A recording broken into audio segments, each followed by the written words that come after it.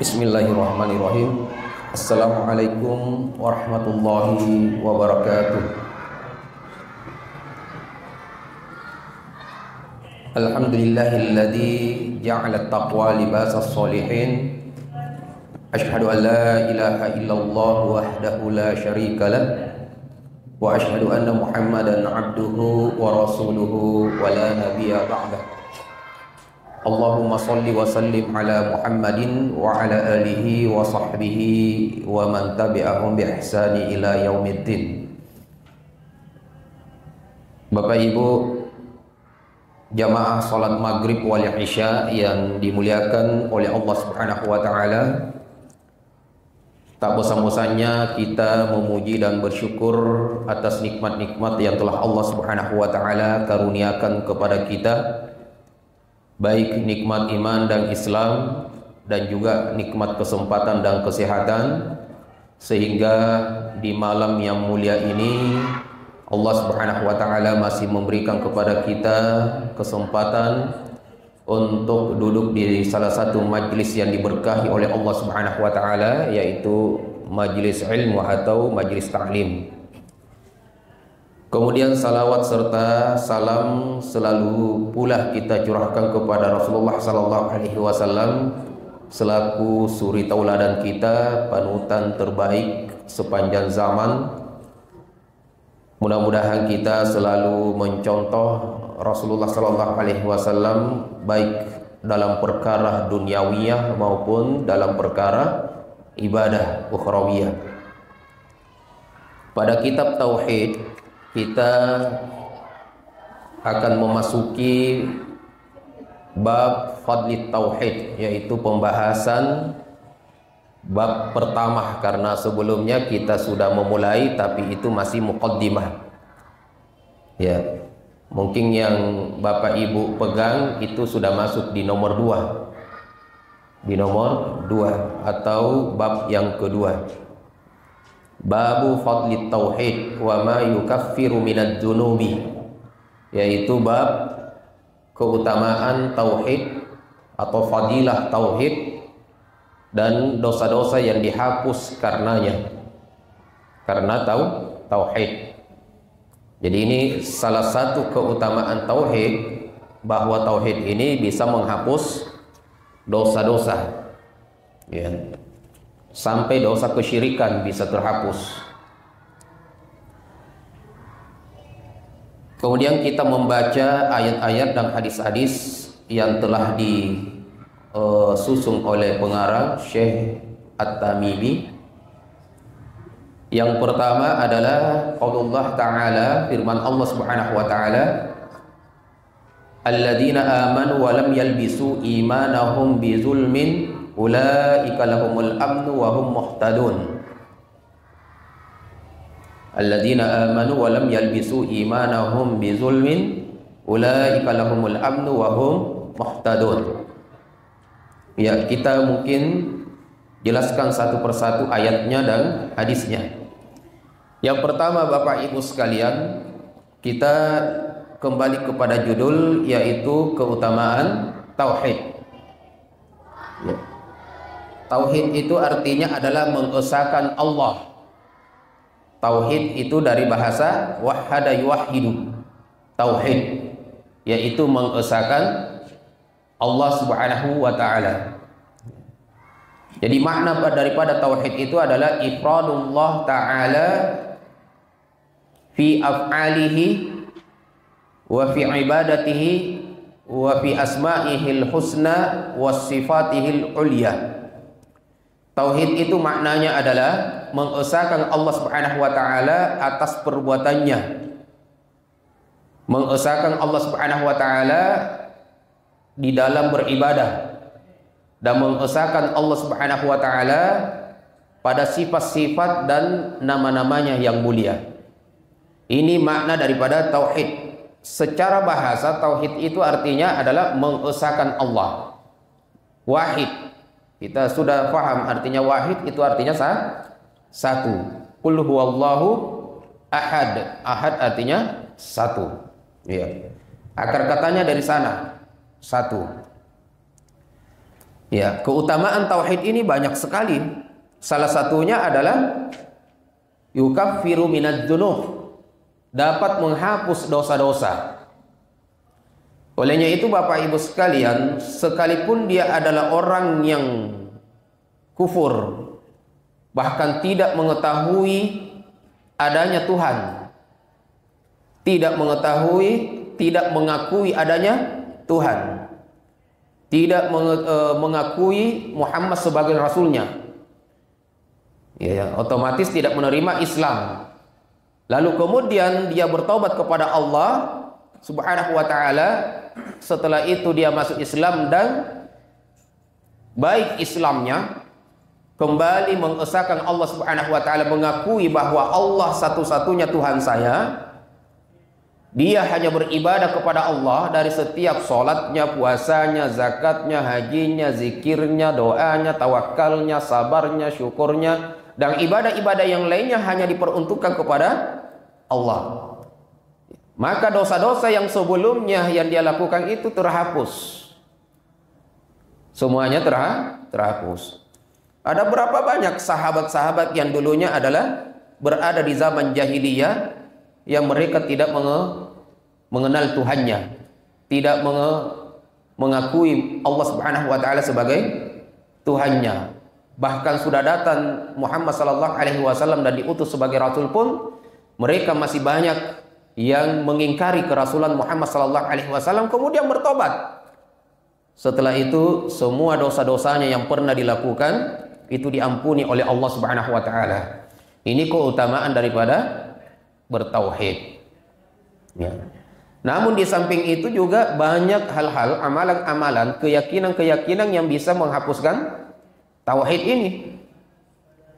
Jadi jangan kita menyangka bahwa setelah saya mengucapkan la ilaha illallah atau asyhadu an la ilaha illallah wa anna Muhammadan Rasulullah, kemudian kita tidak perlu beramal. Namun kita harus beramal. Tidak perlu kita meyakini di dalam hati, tapi tauhid ini Bapak Ibu sekalian, keyakinan di dalam hati diucapkan dengan lisan dan harus mengamalkan perintah daripada tauhid itu.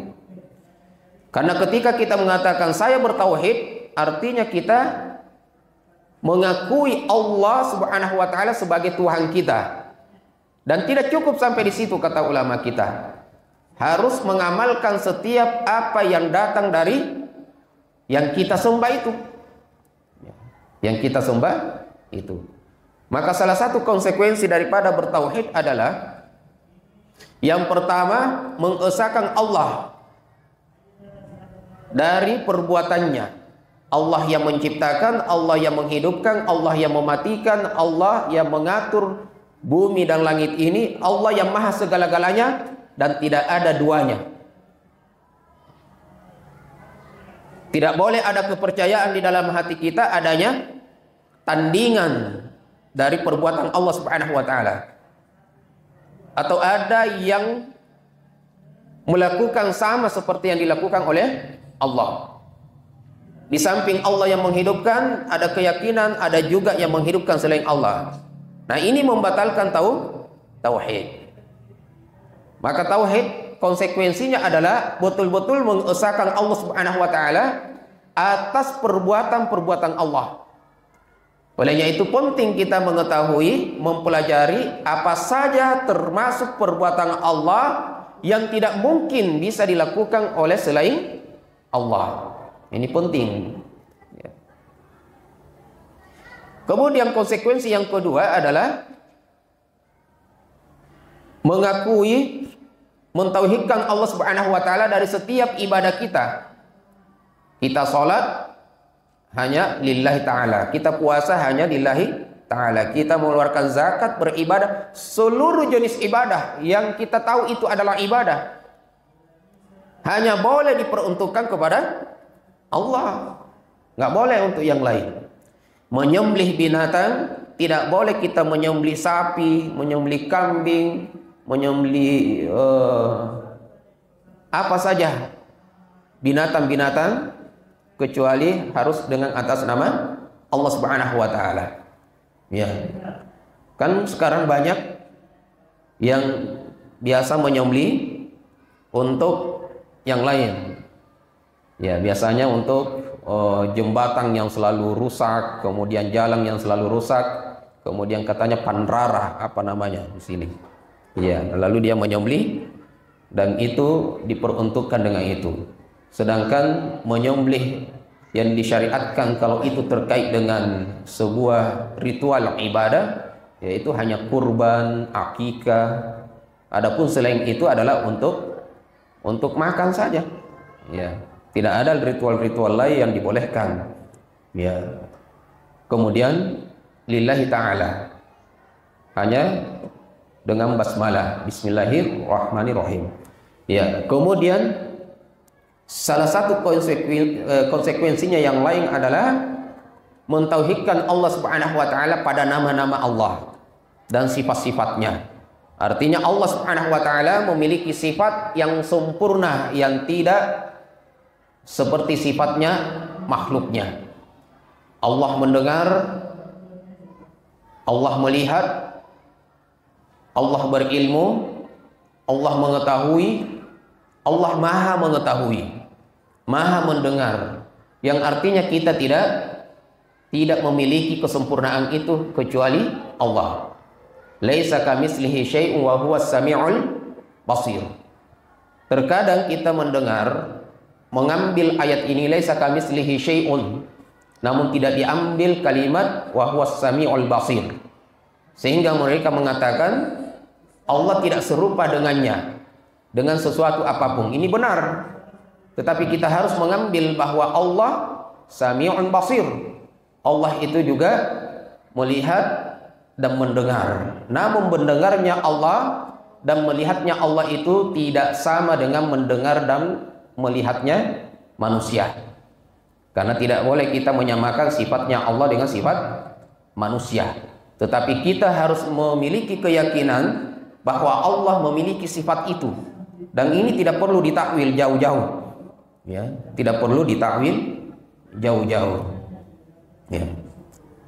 Kemudian diantara konsekuensinya adalah ketika kita sudah mengakui bertauhid, maka tidak boleh memperserikatkan Allah dengan segala sesuatu apapun.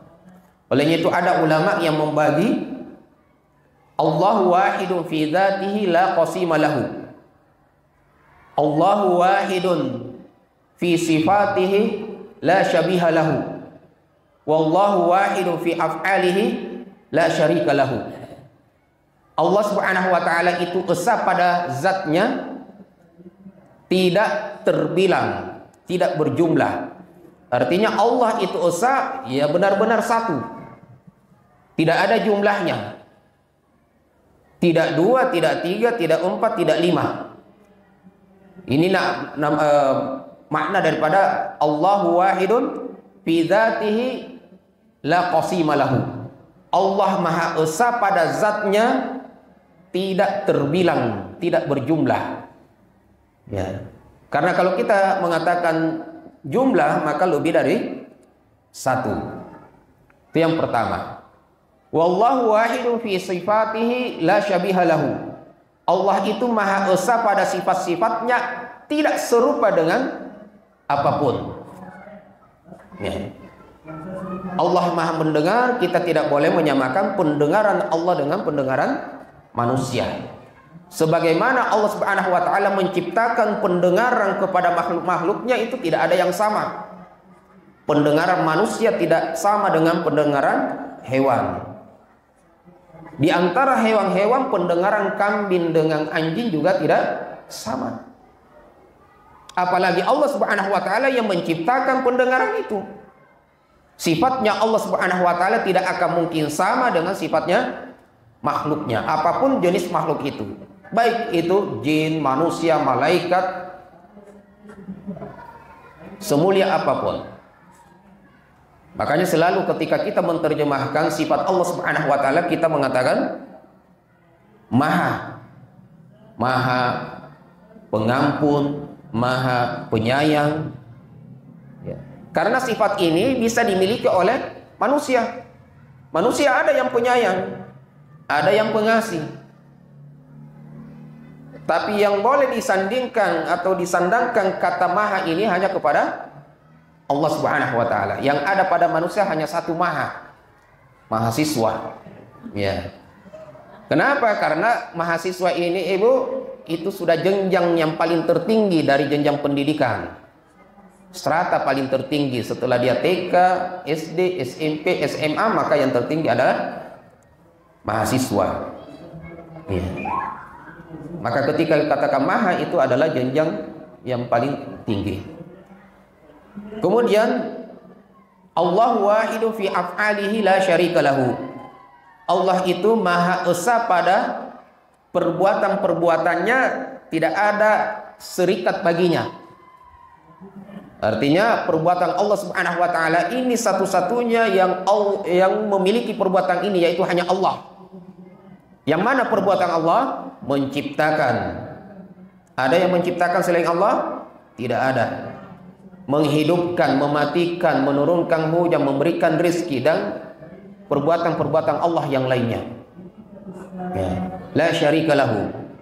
Tidak ada yang serikat dengannya, sekutu baginya. Di antara konsekuensi daripada bertauhid adalah membenarkan setiap khabar, berita dari Allah Subhanahu wa taala. Di mana berita Allah Subhanahu wa taala ada di dalam Al-Qur'an. Maka apapun yang datang dari Al-Qur'an itu kita harus benarkan. Ya, kita harus benarkan apa yang datang dari Al-Qur'an. Di mana lagi? Dalam hadis qudsi. Di mana lagi? Hadis nabawi, hadis Nabi sallallahu alaihi wasallam. Ya. Di antara konsekuensi daripada bertauhid selain daripada membenarkan tadi adalah mengamalkan setiap yang datang dari kitabnya dan syariatnya. Olehnya itu al-imanu, keimanan itu adalah pembenaran dalam hati, al-qaulu bil lisan, ucapan dengan lisan, wal amal bil jawarih, yaitu dengan pengamalan anggota tubuh kita. Ulama kita membagi dan menyebutkan tauhid, ada tauhidnya seorang mukmin, ada tauhidnya seorang munafik. Maka tauhidnya seorang mukmin seperti yang kita sebutkan tadi. Dia benarkan dalam hati, dia ucapkan dengan lisannya, mengatakan asyhadu an la ilaha illallah wa asyhadu anna muhammadan rasulullah. Ini ucapan lisan. Dan dibenarkan di dalam hati bahwa memang tiada Tuhan yang berhak saya sembah kecuali Allah. Ini dibenarkan di dalam hatinya seorang mukmin. Selain itu, dia amalkan dari anggota tubuhnya. Amalan apa? Salat, puasa, zakat, haji. Seorang mukmin itu tidak sekedar dia bersyahadat kemudian tidak beramal. Kapan dia tidak beramal, maka dia akan jatuh dalam tauhidnya orang munafik. Karena orang munafik itu dia tidak mengamalkan satu daripada yang tiga itu. Dia hanya mengatakan dengan ucap lisannya tetapi tidak membenarkan dengan hati. Dia hanya mengucapkan dengan lisannya tetapi dia tidak beramal. Ini orang munafik. Sebagaimana yang kita tahu definisi munafik itu, lain diucapkan, lain yang diamalkan, lain yang ada di dalam hati, lain yang dia sampaikan. Ya. Maka ketika ada perbedaan antara yang di hati dengan lisan, antara lisan dengan amalan, maka ini tauhidnya orang munafik. Ya. Ya. Bapak Ibu yang dimuliakan oleh Allah Subhanahu wa taala, Allah Subhanahu wa taala berfirman, alladzina amanu wa lam yalbisu imanahum bizulmin ulaika lahumul amnu wa hum muhtadun. Orang-orang yang beriman dan tidak mencampur adukan, tidak menodai keimanannya itu dengan kezaliman, dengan kesyirikan, maka mereka itulah orang yang mendapatkan ketentraman dan senantiasa di atas petunjuk Allah Subhanahu wa ta'ala. faedah yang bisa kita ambil dari ayat ini, bahwa orang yang mendapatkan ketentraman dari Allah Subhanahu wa taala adalah orang yang bertauhid. Orang yang mendapatkan yang senantiasa di atas petunjuk Allah adalah orang yang bertauhid. Ya, orang yang bertauhid. Al-iman yang dimaksud di sini adalah orang yang bertauhid. Karena keimanan itu seseorang itu tidak akan beriman sebelum dia bertauhid. Kalau saya tanya Bapak Ibu, ada nggak orang yang beriman sebelum dia bertauhid? Tidak ada. Ya. Jadi iman itu adalah tauhid. Tauhid itu adalah keimanan. Karena bertauhid itu adalah keimanan bahwa Allah itu esa. Tauhid itu adalah keimanan bahwa Allah itu esa. Jadi orang-orang yang beriman kemudian tidak menodai, tidak mencampur adukan keimanannya itu dengan kesyirikan, tidak menodai tauhidnya itu dengan kesyirikan, mereka inilah orang yang terus berada di atas petunjuk Allah dan mendapatkan ketentraman. Ketentraman itu, Ibu, Bapak sekalian, kebahagiaan yang hakiki dunia dan akhirat. Kebahagiaan yang sebenarnya, yaitu kebahagiaan dunia dan akhirat. Saya sudah sering sampaikan bahwa kebahagiaan yang hakiki itu adalah keistiqomahan beribadah. Wah, saya bahagia Ustadz dengan harta saya bahagia dengan jabatan saya. Itu kebahagiaan yang semu, bukan kebahagiaan yang hakiki. Yang dikatakan kebahagiaan yang semu adalah kebahagiaan yang bisa saja benar-benar membahagiakan kita secara hakiki dan bisa juga menghantarkan orang kepada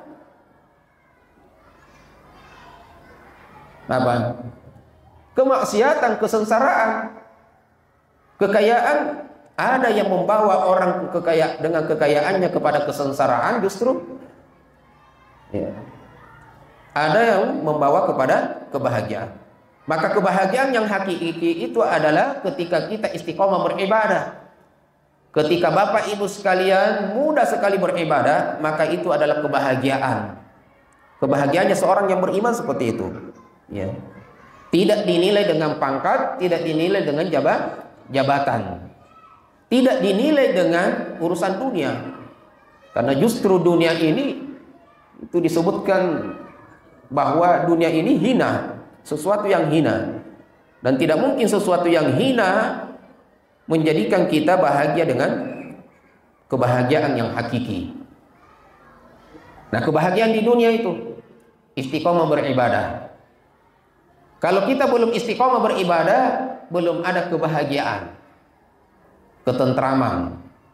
Nah, cari terus kebahagiaan itu karena kita mau bahagia. Nah, kebahagiaan di akhirat apa?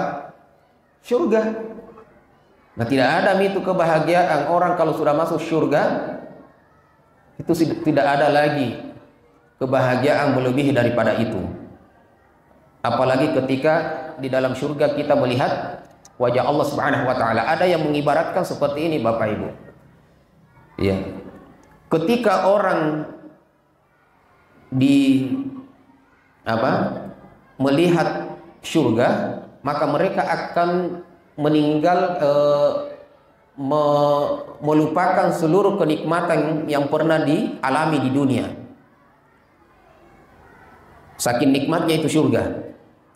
Hilang serta merta, bukan sengaja tidak diingat, memang tidak diingat. Bukan sengaja tidak diingat, memang tidak teringat. Saking nikmatnya itu surga, itu baru di pintunya. Dan lebih nikmat lagi ketika melihat wajah Allah Subhanahu wa taala. Itu terlupakan nikmat surga. Nah, ini Bapak Ibu sekalian. Ya. Orang yang beriman dan tidak menodai keimanannya, tidak menodai ketauhidannya itu dengan kesyirikan. Ulama kita mengartikan zulmun di sini dengan syirik. Kenapa? Karena kezaliman yang paling besar itu adalah kesyirikan. Inna syirka la zulmun azim. Sesungguhnya kesyirikan itu adalah kezaliman yang paling nyata, yang paling besar. Ya. Selama orang itu punya keimanan Bapak Ibu sekalian dan tidak memperserikatkan Allah, maka dia menjadi orang yang tentram. Tentram ini yaitu orang yang akan mendapatkan surga nanti di akhirat. Semua, walaupun dia ada ahlu maksiat tahta masyiatillah, ahlu maksiat yang banyak maksiatnya, tetapi dia mentauhidkan Allah, namun di sisi lain banyak maksiatnya. Fi yaumil mizan dia harus masuk neraka, namun pada akhirnya dia akan dikeluarkan dari neraka dan pada akhirnya dia akan duduk di surga. Dalam sebuah hadis yang diriwayatkan oleh Imam Bukhari mengatakan, yakhruju minan nari man qala la ilaha illallah wa fi qalbihi dzurratun min iman. Kata Nabi sallallahu alaihi wasallam, akan keluar dari api neraka yang pernah mengatakan la ilaha illallah dan di dalam hatinya ada sedikit walaupun kecil seperti biji zarrah keimanan. Pasti dia akan keluar dari neraka. Namun sekali lagi saya sering ulang Bapak Ibu sekalian, jangan hanya dengan mencukupkan saya masuk surga, tetapi kita berusaha tidak pernah masuk neraka. Karena semua yang bertauhid kepada Allah akan masuk surga. Tetapi kalau dia bermaksiat, amal ibadahnya sedikit, maka tentu dia akan masuk ke dalam neraka kalau sebelum masuk surga. Ya. Dan kita tidak berharap itu. Kita berharap Bapak Ibu sekalian meninggal dunia dan mendapatkan surga. Itu Bapak Ibu sekalian, kalau orang meninggal dunia, itu ada hadis nanti kita akan lewati. Orang meninggal dunia kemudian nanti di kuburan, lalu setelah ditanyakan 3 hal, man rabbuka, man nabiyuka, ma dinuka, kemudian kita jawab dengan baik, itu akan diperlihatkan nikmatnya surga. Ya, jadi makanya ada namanya nikmat kubur. Dia akan diperlihatkan nikmatnya surga. Ini yang disebut dengan nikmat kubur. Sehingga orang yang mendapatkan nikmat ini, mereka berharap, berdoa kepada Allah agar disegerakan hari kiamat. Karena tidak akan ada orang yang masuk ke surga tanpa adanya hari kiamat. Maka orang yang mendapatkan nikmat kubur ini Bapak Ibu, mereka itu berdoa sampai hari ini supaya hari kiamat ini dipercepat. Kalau dikubur saja seperti ini nikmatnya, apalagi di surga. Sebaliknya orang yang mendapatkan siksa kubur, ketika ditanyakan 3 hal tadi dan tidak bisa menjawab, maka akan diperlihatkan, itu disebutkan bahwa orang yang mendapatkan nikmat kubur itu diperluas kuburannya yang 2 kali 1 meter itu, sejauh mata memandang itu miliknya semua. Kalau kita di dunia kan 1 kapling paling 10 kali 15. Ya, kalau di sana selama kita masih ada pandangan kita ke depan, itu milik kita semua, seluas itu. Padahal 2 kali 1 itu Pak Ibu. Sebaliknya orang yang mendapatkan nikmat siksa kubur ini, itu 2 kali 1 itu dipersempit lagi sampai hancur tulang-tulangnya. Yang tadi itu 2 kali 1 itu, dan terus diulang-ulangi. Maka mereka juga berdoa kepada Allah agar hari kiamat ini diperlama. Karena mereka sudah tahu kalau dikubur saja seperti ini, apalagi di neraka. Maka mereka sudah mencukupkan itu siksa kubur. Daripada hari kiamat dipercepat, maka neraka akan lebih dahsyat. Ini luar biasa, ya. Sampai hari ini ada yang disiksa, ada yang mendapat nikmat. Maka di sana ada yang berdoa untuk disegerakan hari kiamat, ada juga yang berdoa sebaliknya. Bapak Ibu sekalian, maka ini yang perlu kita perbaiki. Pentingnya kita belajar tauhid supaya kita tidak jatuh dalam kesyirikan. Terkadang orang jatuh dalam kesyirikan tanpa dia mengetahui bahwa dia jatuh ke dalam kesyirikan. Apa sebabnya? Karena tidak belajar. Tidak mau belajar. Sehingga sering ditanya oleh ulama kita, bagaimana dengan mereka yang jatuh ke dalam kesyirikan seperti ini karena mereka tidak tahu hukumnya. Maka para ulama kita mengatakan hari ini tidak ada yang tidak mengetahui hukumnya. Mereka tidak mendapatkan uzur. Kenapa? Karena mereka tidak mau menuntut ilmu. Hari ini tidak ada yang menghalangi mereka untuk menuntut ilmu. Tidak datang ke majelis ilmu, bisa melihat di sosial media. Tapi dengan itu mereka, kenapa sampai hari ini tidak mengetahui tentang tauhid? Belum bisa mengetahui ini syirik, ini bukan. Maka tidak ada uzur kalau hari ini ditanyakan. Berbeda dengan di zaman-zaman sebelum dakwah sampai kepada suatu daerah, suatu tempat. Maka mereka mendapat al-uzur bil jahli. Mereka dapatkan uzur, dimaafkan karena kebodohannya. Pada hari ini nggak ada, kata ulama kita. Nggak ada, apalagi kita yang di kota misalnya. HP ada di tangan kita. Majelis ilmu ada di masjid-masjid. Bapak Ibu yang dimuliakan oleh Allah Subhanahu wa taala. Kemudian hadis yang berikutnya, an Ubadah bin Samit radhiyallahu anhu qala Rasulullah sallallahu alaihi wasallam, man syahida an la ilaha illallah wahdahu la syarika lah wa anna Muhammadan abduhu wa rasuluh wa anna Isa abdullah wa rasuluh wa kalimatuhu alqaha ila Maryam wa ruhun minhu wal jannatu haqqun wan naru haqqun adkhalahu Allahul jannata ala ma kana minal amal. Nah, ini adalah sama dengan pembahasan yang kita sebelumnya.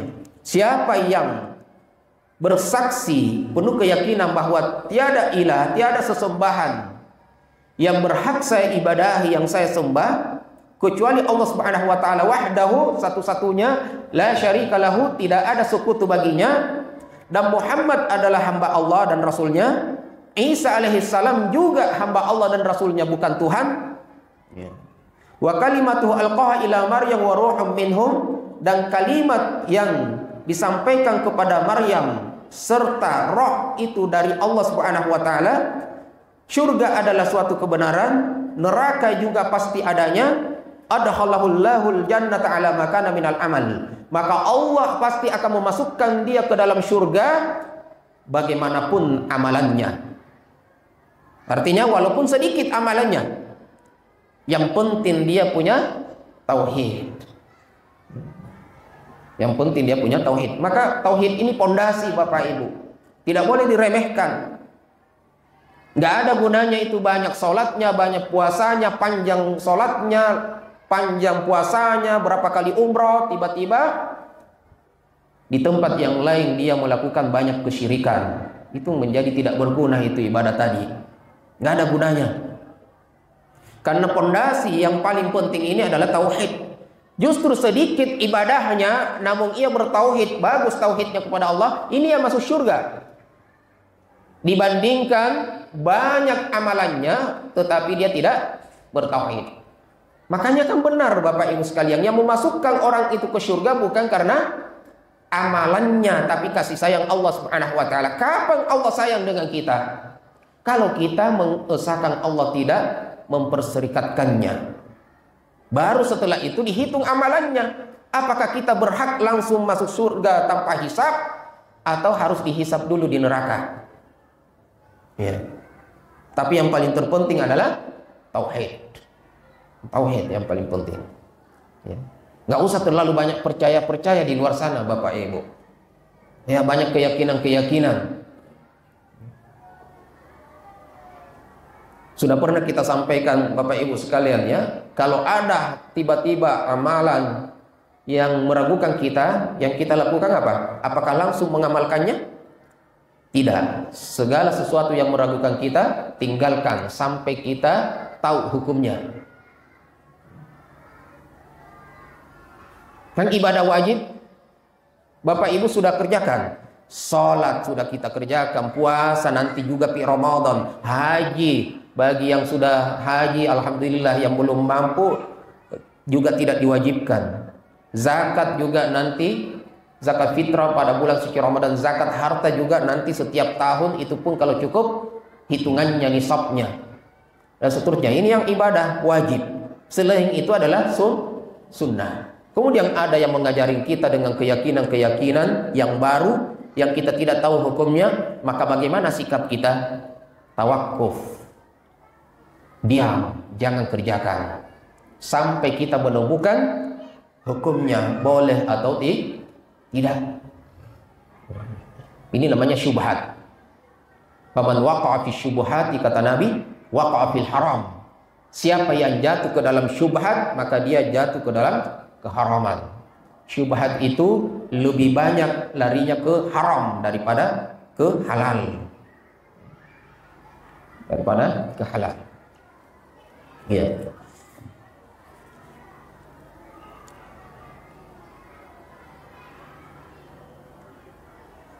Kemudian yang ketiga, hadis Nabi sallallahu alaihi wasallam mengatakan, fa innallaha harrama 'alan nari man qala la ilaha illallah yabtaghi bidzalika wajh Allah. Sesungguhnya Allah Subhanahu wa taala mengharamkan baginya api neraka yang mengatakan la ilaha illallah berharap hanya kepada Allah. Ya. Berharap hanya kepada Allah Subhanahu wa taala. Dan ini manhajnya Ahlus Sunnah wal Jamaah. Allah mengharamkan baginya api neraka yang mengatakan la ilaha illallah yabtaghi bidzalika wajh Allah, hanya berharap ridha dari Allah. Ya, pernah saya sebutkan juga Bapak Ibu, tidak masalah selalu kita ulang. Itu ada pernah suatu saat Nabi lewat, kemudian azan dikumandangkan. Setelah muazzin ini mengatakan asyhadu an la ilaha illallah, ini kan tauhid. Asyhadu an la ilaha illallah, kata Nabi, kharajta minan nar. Engkau telah keluar dari neraka wahai muazzin. Padahal hanya mengucapkan la ilaha illallah. Ini pun kalimat azan. Makanya rutinkan ini Bapak Ibu, berzikir dengan la ilaha illallah. Man kana akhir kalamihi la ilaha illallah dakhalal jannah. Siapa yang akhir ucapannya la ilaha illallah, maka dia masuk syurga. Ya. Kita sebutkan hadis berikutnya, an Abi Sa'id Al-Khudri radhiyallahu an Rasulullah sallallahu alaihi wasallam qala Musa ya Rabbi 'allimni syai'an azkuruka wa ad'uka bihi. Qala qul ya Musa la ilaha illallah. Qala ya Rabbi kullu ibadika yaquluna hadha. Qala ya Musa law anna as-samawati sab'a wa amiruhunna ghairi wal ardina sab'a fi qifatin wa la ilaha illallah fi qifatin malat bihinna la ilaha illallah. Hadis yang diriwayatkan oleh Ibnu Hibban, Al-Hakim, dan hadis ini sahih. Dari Abi Sa'id Al-Khudri radhiyallahu an, dari Rasulullah sallallahu alaihi wasallam mengatakan, ya, qala Musa mengatakan, wahai Tuhanku, ini Nabi Musa, wahai Tuhanku, allimni syai'an adkuruka wa ad'uka. Ajarkan kepadaku sesuatu yang dengannya saya berzikir mengingatmu dan berdoa kepadamu. Ajarkan kepada saya yang dengannya saya berzikir kepadamu dan berdoa kepadamu. Qala, maka Allah Subhanahu wa taala mengatakan, qul ya Musa la ilaha illallah. Katakan wahai Musa la ilaha illallah. Maka Musa mengatakan, ya Rabbi kullu ibadika yaquluna hadza. Semua hambamu mengucapkan la ilaha illallah. Artinya Musa ingin selain itu, karena ini mudah diucapkan dan semua orang mengatakan itu. Kemudian Allah Subhanahu wa taala mengatakan, qala ya Musa law anna as-samawati sab'a wa amiruhunna ghairi wal ardina sab'a fi kifatin wa la ilaha illallah fi kifatin malat bihinna la ilaha illallah. Wahai Musa, artinya ketahuilah wahai Musa, sekiranya langit 7 lapis langit beserta isinya selain saya, Nah, ini juga dalil bahwa Allah Subhanahu wa taala itu bersemayam di atas arsy. Ketika Allah mengatakan bahwa 7 lapis bumi, 7 lapis langit beserta isinya. Tapi kata Allah, selain saya. Ya. Wal ardina sab'ah, dan 7 lapis bumi beserta isinya, langit dan bumi beserta isinya berada di satu timbangan. Kan timbangan itu pasti 2 tempatnya, berada di satu bagian timbangan, dan la ilaha illallah itu di satu, maka masih jauh lebih berat kalimat ini, la ilaha illallah. Jangan remehkan, jangan anggap remeh kalimat ini. Ini kasarnya ini. Ketika Musa meminta, ajarkan kepada saya, kata Allah, la ilaha illallah. Kata Musa, banyak itu yang ucapkan itu, semua hambamu itu mengucapkan kalimat ini. Ketahui wahai Musa, ini berat timbangannya, lebih berat daripada langit dan bumi beserta isinya. Dengan kalimat ini, coba bayangkan Bapak Ibu sekalian, kalau ini dibiasakan, la ilaha illallah, la ilaha illallah, di saat kita tidur berbaring, di saat kita duduk santai, di saat kita jalan-jalan, di saat kita di atas motor, mobil kita berzikir la ilaha illallah. Kata Nabi sallallahu alaihi wasallam, afdalul zikri la ilaha illallah. Zikir yang paling utama adalah zikir la ilaha illallah. Nah, faedah yang lain, hadis ini menunjukkan bahwa kalimat la ilaha illallah itu adalah zikir dan doa. Dia sudah masuk zikir dan juga masuk dalam doa. Kenapa? Karena pertanyaan Musa alaihissalam kepada Allah itu adalah, ajarkan kepada saya sesuatu yang dengannya saya bisa berzikir dan berdoa. Ternyata hanya satu kalimat yang diajarkan, la ilaha illallah. Artinya kalimat la ilaha illallah ini masuk dalam cakupan zikir dan juga doa. Maka ketika Bapak Ibu mengucapkan la ilaha illallah, di saat yang sama Bapak Ibu sudah berzikir, di saat yang sama Bapak Ibu sudah berdoa. Terakhir, Walid Tirmizi wa hassanahu an Anas, sami'tu Rasulullah sallallahu alaihi wasallam yaqul, qala Allah ta'ala ya ibni Adam, innaka law ataitani bi turabil ardi khataya summa laqaitani la tusyriku bi syai'an la ataituka bi turabiha maghfiratan. Ini terakhir Bapak Ibu, supaya tetap kita tuntaskan bab ini. Dari Tirmizi, dan hadis ini hasan, dari Anas bin Malik mengatakan, saya mendengar Rasulullah SAW bersabda, Allah Subhanahu wa taala berfirman, berarti ini hadis qudsi. Ya, hadis qudsi. Allah Subhanahu wa taala berfirman, wahai anak Adam, sesungguhnya kamu sekiranya datang kepadaku dengan seisi dunia kesalahan, sejagat raya, sepenuh jagat, seisi dunia penuh dengan kesalahan, datang kepadaku, la tusyriku bi syai'an, dan Anda kamu tidak menduakan Allah dari setiap ibadah-ibadahmu, la ataituka bi qurabihi maghfiratan, maka saya akan datang kepadamu dengan penuh dengan sepenuh ampunan seisi dunia juga. Jadi berapapun kesalahan kita, minta ampun kepada Allah, Allah akan ampuni. Berapapun kesalahan kita, meninggal dunia, selama kita mentauhidkan Allah, Allah akan tempatkan kita ke dalam surganya. Dan kata ulama kita, orang yang melakukan selama dia bertauhid, selama ia bertauhid dan melakukan banyak dosa, maka orang ini ketika meninggal dunia tahta masyiatillah, in aradallah azzabahu, in arada adkhalahul jannah. Orang pelaku maksiat ini ketika meninggal dunia berada di kehendak Allah. Kalau Allah ingin mengampuninya, Allah masukkan langsung ke dalam surga. Dan jika Allah menghendaki, mungkin Allah akan azab di dalam neraka sebelum dia masuk surga. Saya kira cukup Bapak Ibu sekalian. Mudah-mudahan ada manfaatnya. Barakallahu fikum wa jazakumullahu khairan. Barakallahu fikum. Assalamualaikum warahmatullahi wabarakatuh.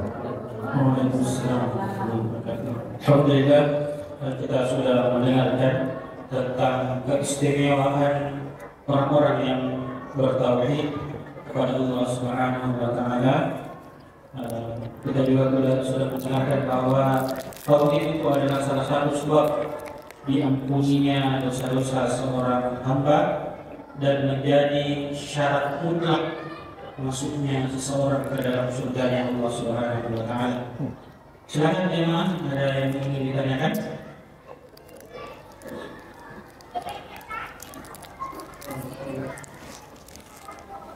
Allah.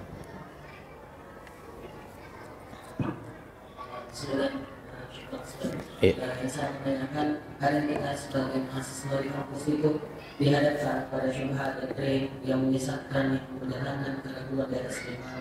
Misalnya hal-hal yang berbau filsafat yang masalah tentang Allah, Muhammad dan sebagainya, dan sebagainya. Apa nasihat yang bisa ketika datang keraguan itu agar keimanan yang tetap kuat dan tauhid itu tetap kuat dalam menghadapi syubhat hal-hal yang seperti itu. Baik, syukran, barakallahu fikum. Ya, yang pertama, kalau kita tahu itu syubhat, itu hal yang bagus. Berarti kita punya dasar ilmu. Yang masalah adalah kalau kita tidak tahu itu hal syubhat, ya. Maka kalau kita tahu itu adalah hal yang tidak benar, seperti yang dikatakan tadi, itu bahkan menjerumuskan ke dalam kesesatan, maka hindari. La ta'atal makhluk fi ma'siyatil khaliq. Tidak perlu mentaati seseorang untuk bermaksiat kepada Allah Subhanahu wa taala. Yang kedua, perkuat menuntut ilmu. Ya, istiqomah dalam menuntut ilmu, karena yang membuat kita renggang, mudah untuk terjerumus karena kita tidak terbiasa duduk di majelis ilmu, sehingga akan muncul terkadang keyakinan bahwa ini hal yang biasa-biasa saja. Jadi perkara besar akan dianggap biasa-biasa saja, itu disebabkan karena kurangnya ilmu. Jadi landasannya itu tadi, kalau kita tahu itu syubhat maka hindari. Yang kedua, perbanyak menuntut ilmu supaya semakin kokoh keimanan kita semakin dekat dengan orang soleh, maka kita akan semakin terjaga dari syubhat. Tapi semakin renggang dan jauh daripada orang soleh, maka kita akan mudah untuk masuk ke dalam syubhat. Di mana didapatkan orang soleh itu? Tempatnya di masjid, tempatnya di majelis ilmu, bukan di tempat yang lain. Nah, syukran. Barakallahu fikum. Ya, ada satu lagi kalau yang ingin bertanya. Ustaz, apa Ustaz? Kalau orang misalnya ke ibaratnya dukun lah gitu Ustaz. Iya. Ketika dia misalnya mau berobat sakit terus ke dukun gitu Ustaz. Tapi dia percaya dukunnya, tapi dia juga yakin bahwa yang menyembuhkan dia adalah Allah. Itu hukumnya seperti apa Ustaz? Iya. Baik. Percaya kepada dukun tetap tidak boleh. Ya, itu percaya menjadikan kepercayaan kepada dukun terhadap apa yang dia sampaikan. Ya, berarti kita sudah percaya dengan khurafat-khurafat yang siap kita dengar, yang kita tidak tahu ilmunya berasal dari mana. Dan kebanyakan dukun yang kita temukan Bapak Ibu, mereka itu tidak ditemukan di masjid, ya. Jadi ilmunya dari mana? Ya, ilmunya dari mana? Maka ketika kita percaya kepada dukun, pada saat yang sama kita telah percaya dengan ilmu-ilmunya yang tidak benar. Maka tidak ada bedanya dengan orang-orang di zaman jahiliyah yang mengatakan bahwa kami menyembah patung ini hanya sebagai perantara.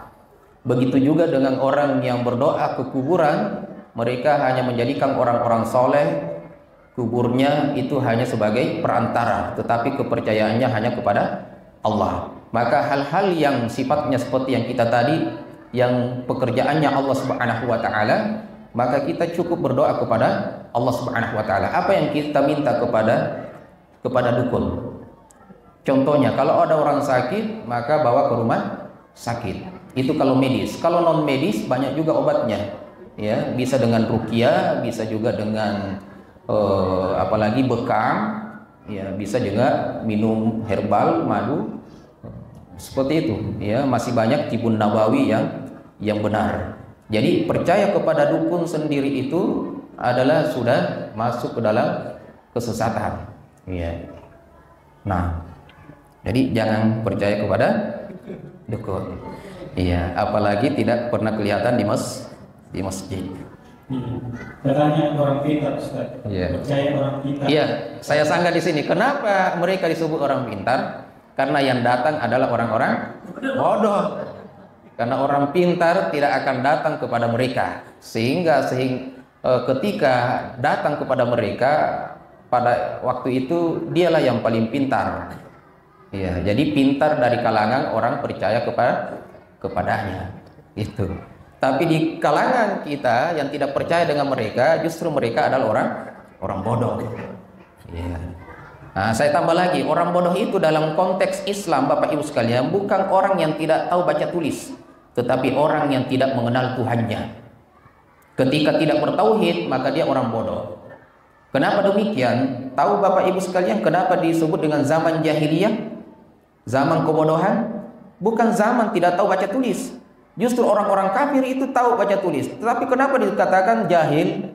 Karena mereka tidak mengenal Allah. Ketika orang jahil ini kemudian menerima Islam, apakah masih disebut dengan jahil? Rasulullah SAW apakah bisa baca tulis? Disebutkan dia tidak bisa baca tulis. Sehingga kita mudah percaya bahwa Islam yang dibawa oleh Rasulullah SAW itu pasti benar. Karena Rasulullah tidak mungkin akan menulis dengan ayat-ayat Quran seperti ini karena tidak bisa menulis. Apakah Rasulullah orang bodoh? Paling cerdas sepanjang zaman. Maka kecerdasan itu adalah ketika kita mengenal Allah Tuhan kita dengan baik, dan kebodohan itu ketika kita jauh dari Allah Subhanahu wa taala. Nah, sekian cukup.